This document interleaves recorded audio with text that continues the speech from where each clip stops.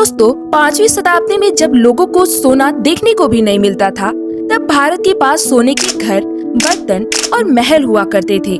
आखिर भारत में इतना सोना कैसे आया?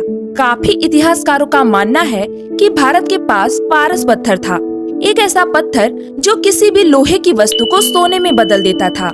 इस पत्थर का जिक्र हिंदू पौराणिक ग्रंथ, वेद और कहानियों में भी मिलता है। जी हाँ, ये पत्थर आज भी मौजूद है। मध्य प्रदेश के पन्नार जिले में जहाँ हीरे की खदान है, वहीं से करीब 70 किलोमीटर दूर दरवारा गांव में एक कुआं है। उस कुएं में रात को रोशनी बाहर आती है। काफी लोगों का कहना है कि कुएं में पारस मणि है, जिसे काफी लोगों ने देखने का दावा भी किया है। कहा ऐसा भी जाता है कि ये पत्थर जिसको भी मिला है, सारी दुनिया उसकी दुश्मन हो गई और वह जीवित नहीं बच पाया। इस पर कई कहानियां हैं। सेम इतिहास की एक दूसरी कहानी मध्य प्रदेश के भोपाल जिले में रायसेन का एक किला है।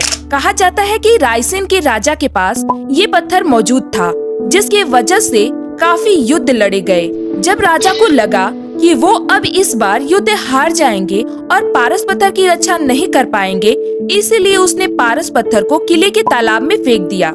राजा वीर गति को प्राप्त हो गए। उसके बाद न जाने वहाँ पर कितने राजा आए। सभी ने तालाब में पारस पत्थर को खोजने की काफी कोशिश की, लेकिन कोई कामयाब न हो सका।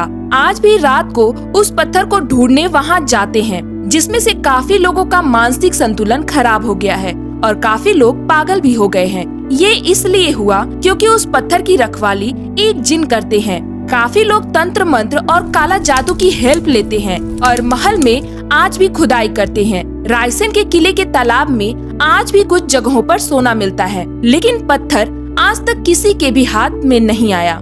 अगर आप कभी महल में जाएंगे तो आपको गड्ढे दिखेंगे। हिमालय के साधु संतों और नागा साधु जानते हैं कि पारस मणि को कैसे ढूंढा जाए, लेकिन वो किसी को भी नहीं बताते। कहा ऐसा भी जाता है कि प्राचीन भारतीय रसायन शास्त्र नागार्जुन ने लोहे को सोने में बदलने की तरकीब भी विकसित की थी, लेकिन उन्होंने भी ये प्रोसीजर किसी को भी नहीं बताई। ऐसा माना जाता है कि उन्होंने ही पारस पत्थर बनाया था।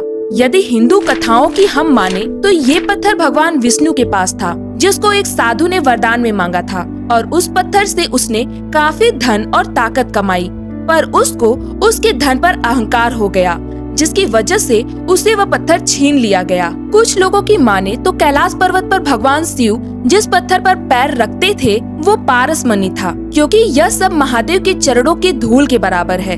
दोस्तों, इन सब के बारे में आप क्या सोचते हैं और अगर वो पत्थर आपको मिल जाए तो आप क्या करोगे? कमेंट में हमें जरूर बताएं।